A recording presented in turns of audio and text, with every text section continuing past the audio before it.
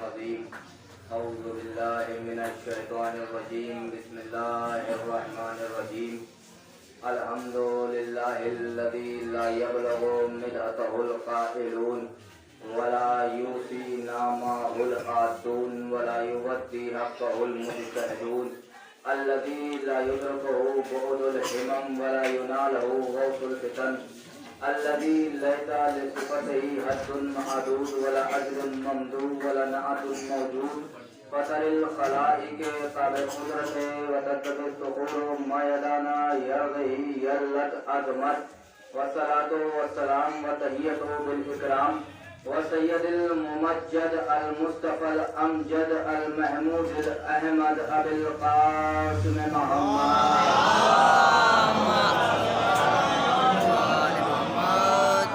वाले तय्यबीन ताहिरीन अल मासूमीन अल मज़लूमीन अल मुंतखबीन वलानतुल्लाहि अला आदाइहिम अजमईन। अम्मा बाद फ़क़द क़ाल अल्लाहु सुब्हानहु तआला फ़ी किताबिहिल करीम व क़ौलुहुल हक़ व हुवस सादिक़ीन। अऊज़ु बिल्लाहि मिनश शैतानिर रजीम। बिस्मिल्लाहिर रहमानिर रहीम। इन्नद-दीना इंदल्लाहिल इस्लाम। सलावत पढ़े मोहम्मद वाले।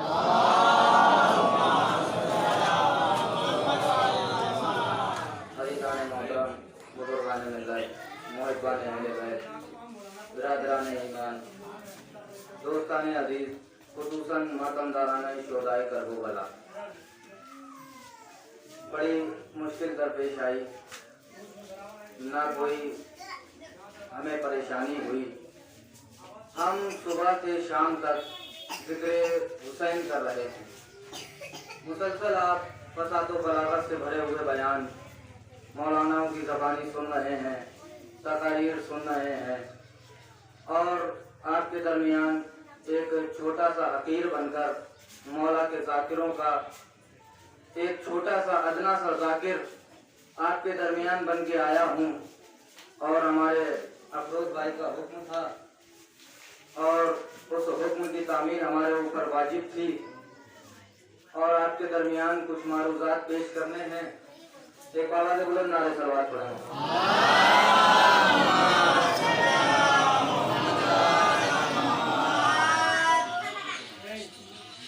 कुछ मारूज़ात आपके सामने पेश करने हैं क्योंकि आप सुबह से शाम तक मजलिसें सुन रहे हैं।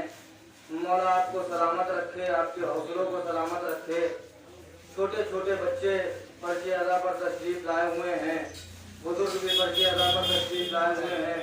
इन बुजुर्गों को हमारे अल्लाह सलामत रखे, इन जवानों को हमारा अल्लाह सलामत रखे क्योंकि ये हमारी खुशनसीबी है कि हुसैन ने पर्चे अदा पर आने के लिए हमारा इंतखाब किया। ये हमारी खुशनसीबी है कि हुसैन ने पर्चे अदा पर आने के लिए हमारा इंतखाब किया। अल्लाह जाने कौन कहाँ है, अल्लाह जाने कौन किस जगह है, लेकिन हम जिक्र हुसैन में मसरूफ हैं। किस लिए? क्योंकि हम जिक्र हुसैन में आकर अपनी दुनिया भी सुधार रहे हैं, अपनी आखिरत भी सुधार रहे हैं। अक्सर लोगों की शिकायत रहती है मौलाना फला नहीं आए, फला मजलिस में नहीं आए, फला मजलिस में नहीं आए। अमा कोई मजलिस में नहीं आता है। जिसे हुसैन बुलाते हैं वो मजलिस में आता है। जिसे हुसैन बुलाते हैं मजलिस में वही आता है। दलील दूं, आपके दुनिया में छोटे से छोटा प्रोग्राम हो और आप बिना बुलाए चले जाइए, जाएंगे बिना बुलाए? कोई भी मुझे एक आदमी बताए कि मैं बिना बुलाए दुनिया वालों के प्रोग्राम में चला जाऊंगा। कोई भी दुनिया वालों के बिना प्रोग्राम में बिना बुलाए नहीं जाता। अमा ये दुनिया वालों का प्रोग्राम थोड़ी ना है, ये तो अर्श वालों का प्रोग्राम है। यहाँ मलाइका भी आते हैं, यहाँ रहमतों का भी नुज़ूल होता है, यहाँ फरिश्ते भी आते हैं। यहाँ भी जो चाहेगा एड़ा बेड़ा सर उठाकर चला आएगा। जिसे हुसैन बुलाएंगे वही तो आएगा, जिसे हुसैन नहीं बुलाएंगे वो नहीं आएगा। एक सलावत पढ़े मोहम्मद वाले मोहम्मद।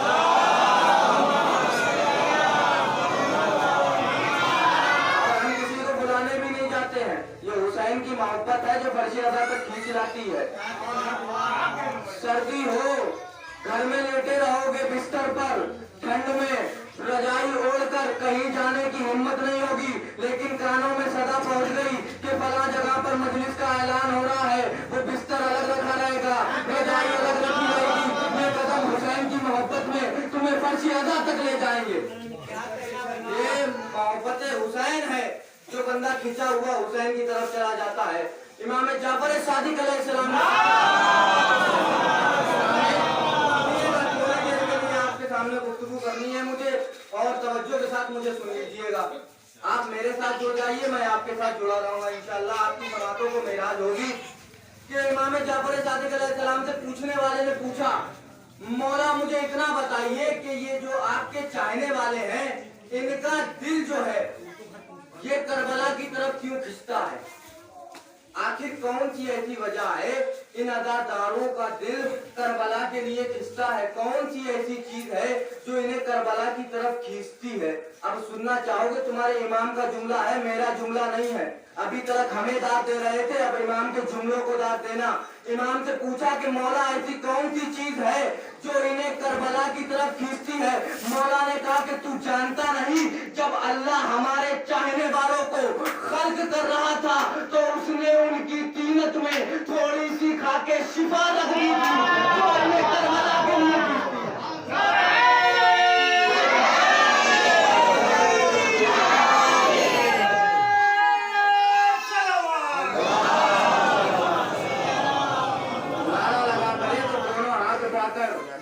कहा करो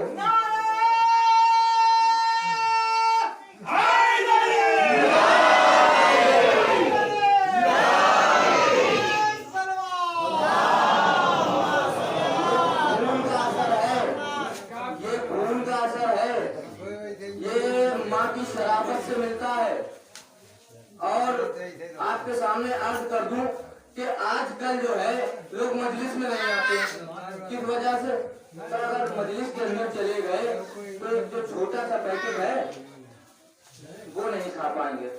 मजलिस में बैठ गए, अब कहाँ किसके सामने फाड़ेंगे और कहाँ खाएंगे, यानी वो एक तलब जो उन्हें लगी, उस तलब ने उन्हें मजलिस में आने से रोक लिया। उस पुलिया की मोहब्बत ने इन्हें मजलिस में आने से रोक दिया। ये रुके नहीं, अगर मजलिस में चले गए तो फाड़ के खाएंगे कैसे? इन्हें एक छोटे से पैकेट की मोहब्बत ने रोक लिया, इन्हें एक तलब ने रोक लिया। अमा कायनात में इसके हुसैन से बड़ी कोई तलब है? कायनात में इसके हुसैन से बड़ी कोई तलब है? जब ये इश्क दिल में पैदा हो जाता है ना, तो ना हुकूमत रोक पाती है, ना तख्त रोक पाता है, ना ताज रोक पाता है, ना लश्कर रोक पाता है। उसकी दलील है करबला, जब हुर के दिल में इसके हुसैन पैदा हो गया।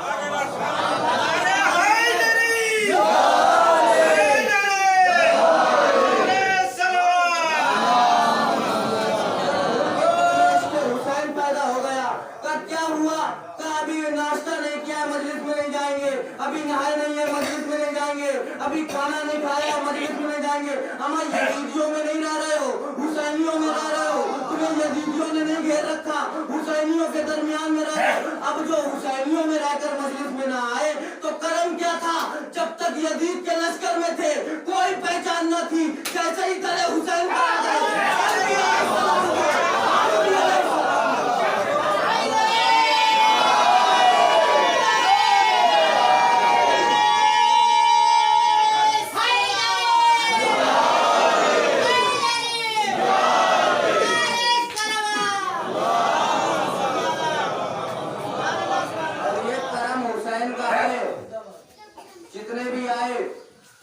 सबने अपने मानने वालों को रज़ी अल्लाह कहा, फला रज़ी अल्लाह, फला रज़ी अल्लाह, फला रज़ी अल्लाह। लेकिन कसम खुदा की, जो हुसैन के दरवाजे से जुड़ गया ना, तो कल्बी अलैहिस्सलाम था, आज भी अलैहिस्सलाम है। खलील है उसकी करबला, हुर अलैहिस्सलाम, हबीब अलैहिस्सलाम, जान अलैहिस्सलाम, ज़हर अलैहिस्सलाम, शहीद अलैहिस्सलाम।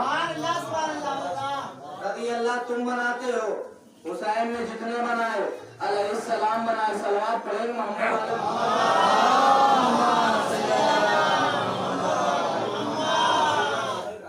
हुसैन ने जितने बनाए सब अलैहिस्सलाम बनाए।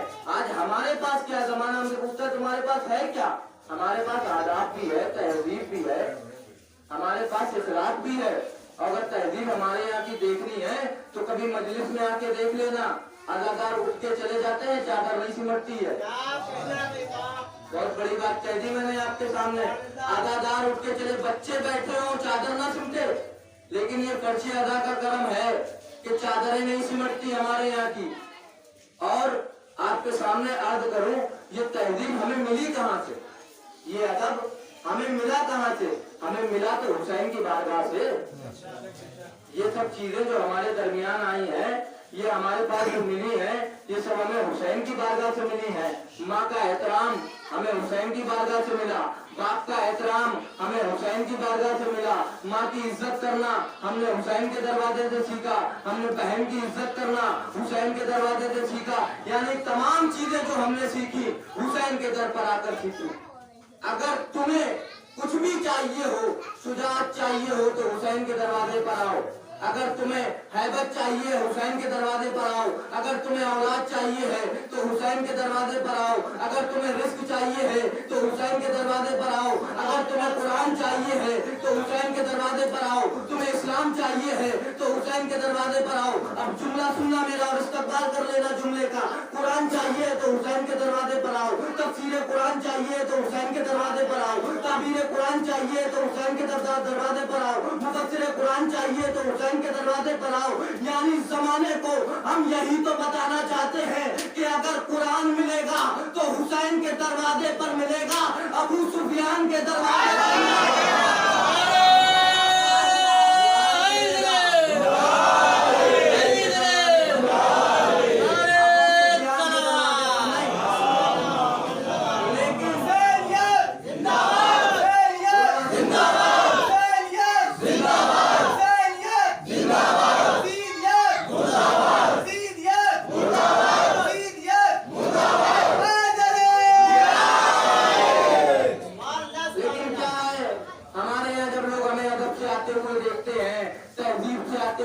देखते हैं, इखलाक से आते हुए देखते हैं, तो क्या कहते हैं कि ये जो मजमा जा रहा है ना, ये तबर्रुक की लालच में जाता है।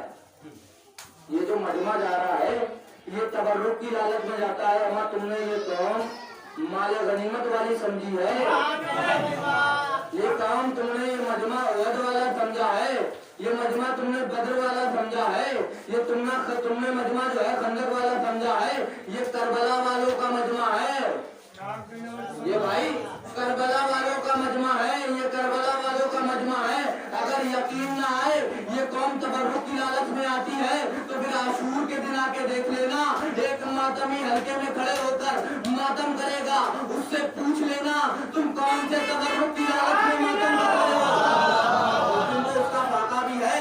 अगर तुम्हें फिर भी यकीन ना आए तो मेरा दावा है तुम किसी मस्जिद के अंदर चले जाना और माइक पर खड़े होकर ऐलान करना कि कल हम यजीद की मोहब्बत में लंगर करेंगे, यजीद की मोहब्बत में एक एक सूट बांटेंगे, यजीद की मोहब्बत में पानी पिलाएंगे। अगर इस कौम का एक छोटा सा बच्चा चला जाए तो तुम हमें बता देना।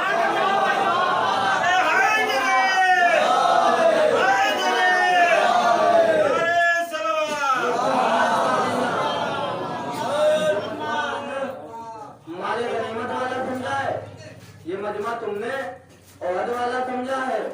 अभी तक तो बचपने में पहनते रहे हथकड़ियां तलावे, लेकिन जैसे ही बड़े हुए शऊर आया तो कह दिया कि ये बिदअत है, ये शिर्क है, ये ना पहनो। अब तो इतनी बड़ी क्या बताएं आपको, अब तो शिर्क बिदअत तो छोड़ दिया, डायरेक्ट कहने लगे गुनाह है। शिर्क बिदअत छोड़ दिया सरकार, कहने लगे कि ये तो गुनाह है।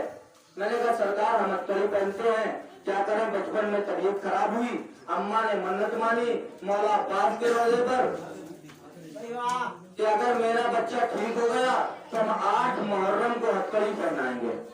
अम्मा ने मन्नत मानी, लेकिन जब अम्मा ने मन्नत मान ली हम पहनते रहे, और जब बड़े हो गए तो कहना शुरू कर दिया कि बिदअत है। अब हम बहुत तुम्हें समझा चुके हो, अब हम तुम्हें नहीं समझाएंगे कि ये बिदअत है, ये शिर्क है। अब हम तुम्हें समझाएंगे नहीं। अब अगर तुम्हें अलम से तकलीफ है तो हम तुम्हें नहीं समझाएंगे, अब तुम्हें हथकड़ी से तकलीफ है तो हम तुम्हें नहीं समझाएंगे। अब हम तुम्हारी तकलीफ में इजाफा ही करते रहेंगे और उस तकलीफ को हम एक जख्म बना देंगे, और वो जख्म जब तक नासूर नहीं बन जाएगा और उस नासूर में तुम्हें मौत नहीं आ जाएगी, और जब तक तुम जहन्नम में नहीं दाखिल हो जाओगे हम तुम्हें समझाएंगे नहीं। अगर तुम्हें अलम से अदावत होगी हम अलम निकाल के दिखाएंगे, तुम्हें हथकड़ी से अदावत होगी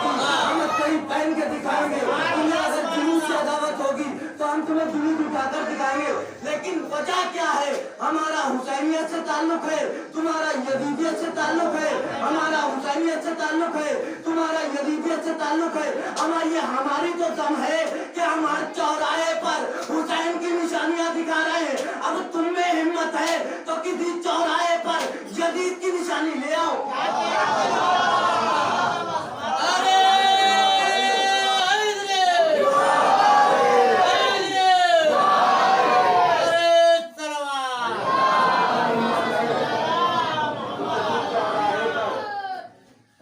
निशानी ले आओ। भेड़ियों की कोई निशानी नहीं होती। क्या कहना भेड़ियों की कोई निशानी नहीं होती। अगर आपको यकीन ना आए तो फिर पूछो उसकी दादी का किरदार क्या था। भेड़ियों का कोई निशान नहीं होता। भेड़िए का काम होता है चीर के फाड़ के नोट के खा जाना। पूछो उसकी दादी का किरदार क्या था। चीर के फाड़ के नोट के खा जाना। पूछो उसके दादा का किरदार क्या था। पूछो उसके बाप का किरदार क्या था। पूछो उसके भाई का किरदार क्या था। पूछो उसके बाप का किरदार क्या था। अब तुम हमसे पूछ लो ज़हरा का कमाल क्या था, जावेद का कमाल क्या था, हुसैन का कमाल क्या था। एक सलाम पहले मिलकर मोहम्मद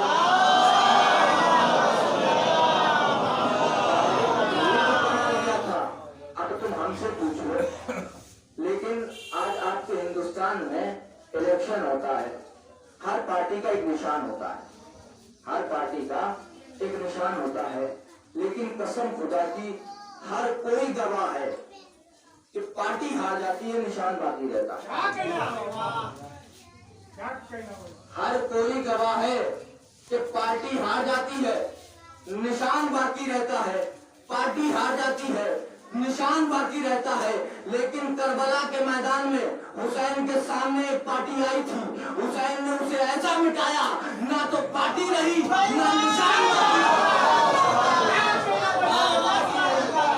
और ना निशान बाकी रहा। ये हुसैन की करामत है कि जो उसने तुम्हें किसी मैदान में शर्मिंदा नहीं किया। हर जगह पर इमाम हुसैन तुम्हें याद करते रहे। अपने आखिरी वक्त में भी नमाज का वक्त पूरा है और हमें मकसद हुसैन के साथ साथ मकसद हुसैन का भी ख्याल करना है, क्योंकि ये मकसद हुसैन है। यहाँ हमें सिखाया जाता है कि नमाज क्या है, या हमें बताया जाता है ज़कात क्या है, या हमें बताया जाता है कि खुम्स क्या है। जो सजदा हम करेंगे जाके वो मकसद हुसैन है। रोज़ नशर हमसे मौला पूछेंगे तुमने कितने सजदे किए। आखिर हमारे लीडर हैं, उन्हें सवाल करने का हक है। तो मौला मौलवियों ने तो आज तक यही बताया है कि मजलिस की कदा नहीं है, नमाज की कदा है। हम तो मौला से यही करेंगे जाके। तो मौला मौलवियों ने तो यही बताया कि नमाज की कदा हो जाती है, मजलिस की कदा नहीं होती। इसलिए हम मजलिसों में रहे और हमने नमाज नहीं पढ़ी। तो इसलिए हमें नमाज का भी ख्याल करना है और अदादारी का भी ख्याल करना है। ना हमें नमाज से अदादारी को मिलाना है, ना हमें अदादारी को नमाज से मिलाना है। क्योंकि आपने ये लाइट देखी है, बल्ब ये जो जलता है, ये बल्ब जो जलेगा, साइंस ने इतनी तरक्की कर ली, लेकिन एक तार से कभी बल्ब ना जला सकी। एक तार से कभी बल्ब ना जला सकी। दो तारों का होना जरूरी है। यानी घर में रोशनी के लिए, घर में एक छोटे से घर में रोशनी के लिए बल्ब जो जलाएंगे तो उसके लिए हमें दो तारों का होना जरूरी है। इसीलिए कब्र की रोशनी के लिए अदादारी का भी होना जरूरी है, नमाज का भी होना जरूरी है। अदादारी की रोशनी के लिए नमाज का भी होना जरूरी है। तुम्हारे इमाम ऐसे मिले हैं, किसी के इमाम ने ये दावा नहीं किया कि तुम मर जाओगे तो हम तुम्हारी कब्र में आएंगे। तुम्हारे इमाम ने दावा किया कि तुम मरोगे तो हम कब्र में आएंगे। आपकी जहमत को तमाम कर रहा हूँ। तुम मर जाओगे तो हम तुम्हारी कब्र में आएंगे। कौन सा ऐसा इमाम है? किसी के पास है ऐसा इमाम? ले आए तारीख में, जैसे हमें इमाम मिले। अगर इमाम के जितने फजाइल हैं उतनी इमाम की मुसीबतें भी हैं। आज 9 मुहर्रम हो गई है, अल्लाह जाने कौन अगले बरस जिंदा रहेगा। फर्श अदा पर बैठा करो तो ये सोच कर रोया करो, बीबी से दुआ क्या करो, बीबी हम तेरे लाल के लिए हक अदा नहीं कर पाए। बीबी हमारा जो हक अदा करने का काम वो अदा नहीं कर पाया। अगर बीबी रोने में कोई कमी रह गई हो तो है मेरी बीबी मुझे माफ कर देना, हम तेरे लाल पर खुलकर रो नहीं पाए। टूटी हुई तस्वीरें लेकर आती है बीबी ज़हरा आपके पास। पहलू पर हाथ रखकर रुमाल आपकी आंखों के सामने करके कहती, लाओ मेरे लाल के आंसू मुझे दे दो, मैं तुम्हारे आंसुओं को हुसैन का मरहम बनाऊंगी। शर्म करके मत रोइएगा, ये सोच कर रोइएगा कि तुम्हारे जवान का लाशा तुम्हारी आंखों के सामने रखा हुआ है। जैसे रोते हो ना, अगर बाप मर जाए तो रोते हो तरफ तर, वैसे ही हुसैन के मसाइब में रोया करो, हुसैन की मुसीबतें जब सुना करो। तुम तो सिर्फ सुनते हो और तुम्हारी आंखों से आंसू आ जाते हैं। जरा तसव्वुर करा करो कि तुम्हारा चौथा इमाम अपने आंखों से देख रहा था, ज़ैनब की चादर छीनी जा रही थी, सकीना के तमाचे लगाए जा रहे थे। अजरकुमुल्लाह खैर, जज़ा खुदा आपको कोई गम ना दे सिवाय गमे मज़लूम करबला। हुसैन ने खुदा की राह में अपनी जवान दिया है, अली अकबर को दिया है हुसैन ने। इमाम हुसैन के जनाब लैला बैन कर रही थी, फरमा रही थी। इमाम हुसैन को करीब बुलाया, बुलाकर कहती है, हुसैन, है मेरे आका, है मेरे सरदार, मुझे इतना बताइए क्या कोई औरत है जो मुझसे अफजल हो? क्या तुम इसलिए फख्र कर रही हो? क्या तुम ज़हरा की बहू हो इसलिए फख्र कर रही हो? नहीं, मैं इसलिए नहीं फख्र कर रही हूँ। कभी किस बात को फख्र है? क्या तुम खानदान रसूल की बहू बनकर आई हो? कभी तो और भी आई है। कभी किस बात पे तुम्हें नाज है लैला? का किसी का लाल अकबर जैसा है, किसी का लाल अकबर जैसा है।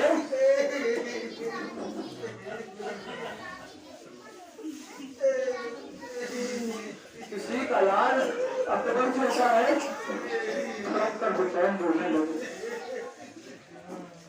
अली अकबर आए हैं अपने बाबा की खिदमत में। बाबा, अली अकबर को मरने की इजाजत दे दो।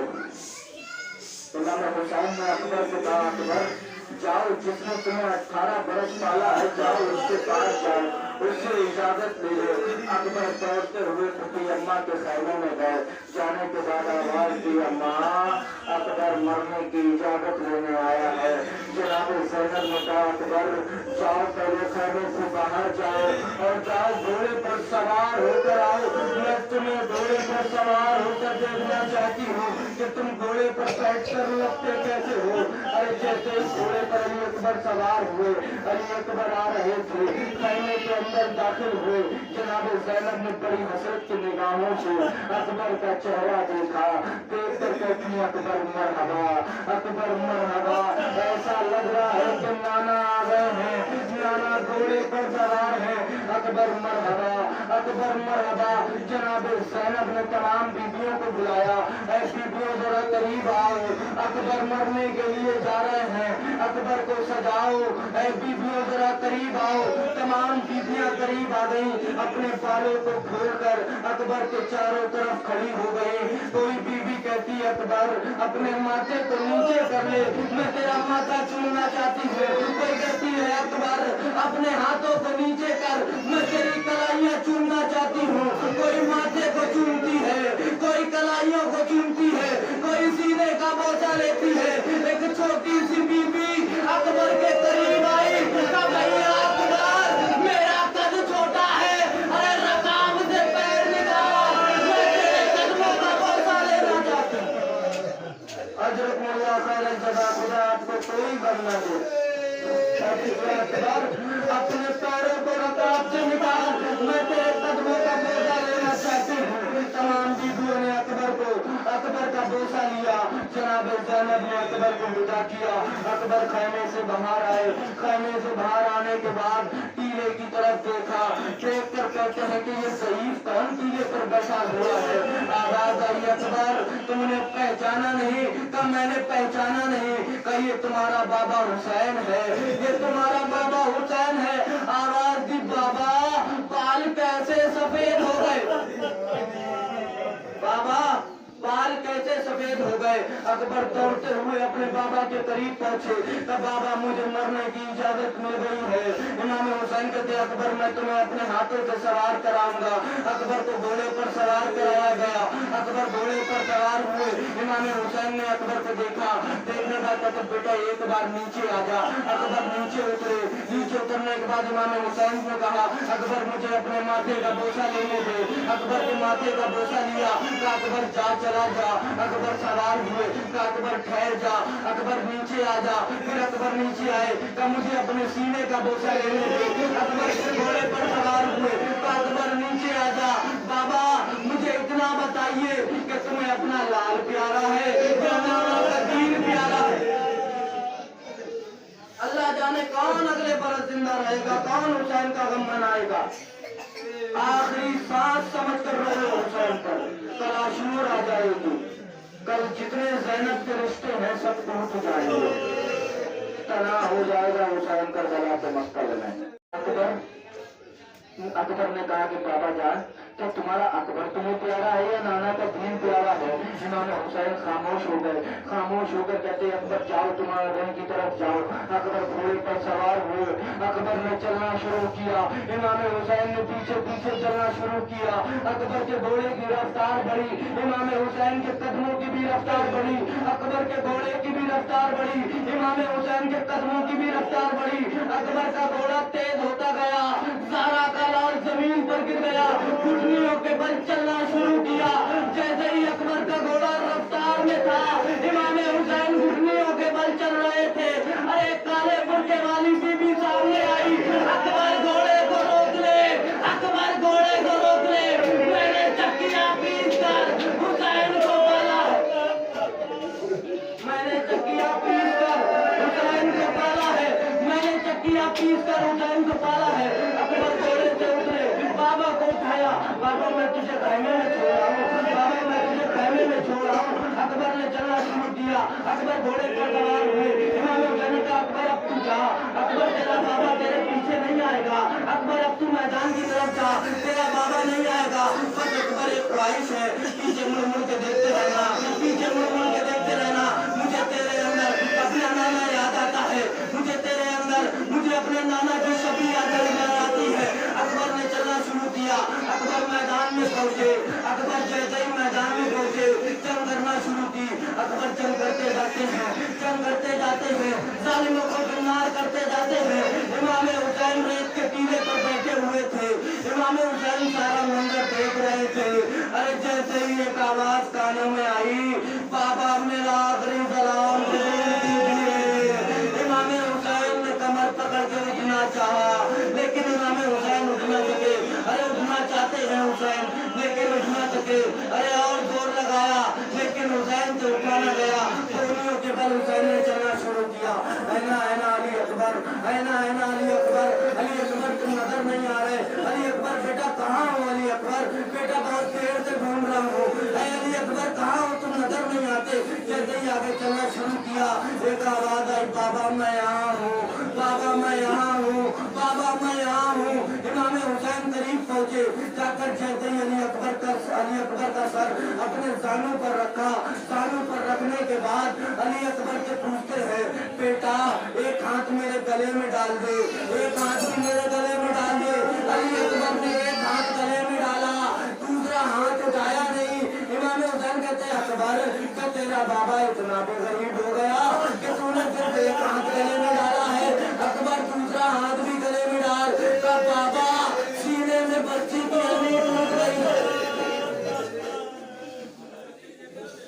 बाबा सीने में बच्ची की हड्डी टूट गई है। बाबा बाबा जब मैं मक्तल में लड़ रहा था एक जालिम ने बच्ची की हड्डी मारी थी और ये कहकर तोड़कर गया है कि अकबर मैंने सुना है तेरा बाबा बहुत साबिर है।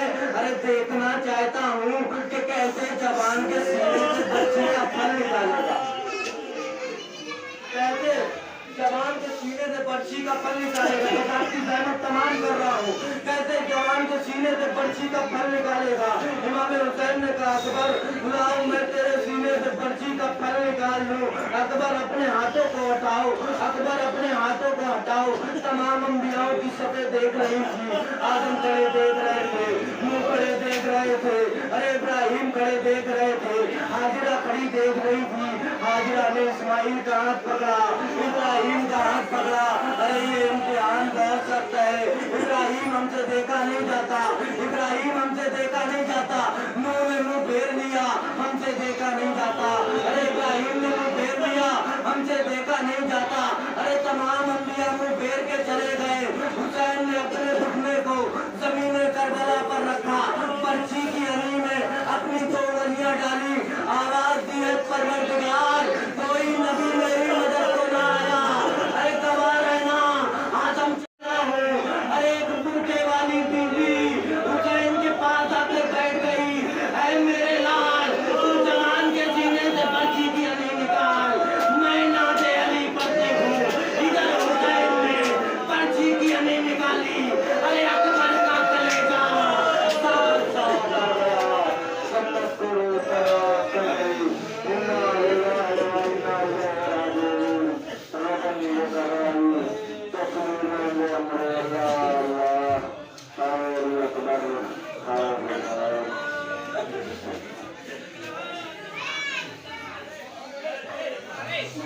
रास्ता मोहम्मद वाले मोहम्मद का हमारे मुस्तफिर की इबादत को कबूल अता फरमा। ये मातूम के रास्ता मोहम्मद वाले मोहम्मद का जितने भी हज़रात यहाँ आए हैं उनको उठने से पहले उनकी नेक दिली आजाद को कबूल अता फरमा। मेरे मातूम के रास्ता मोहम्मद वाले मोहम्मद का जो ईमान है उन्हें सिखाए कामिल व आदिल अता फरमा। मेरे आखिरी ईमान को ज़रूर मुकम्मल काबूल अता फरमा। हमें उनके अनुसार मशरूमात अता फरमा। अपना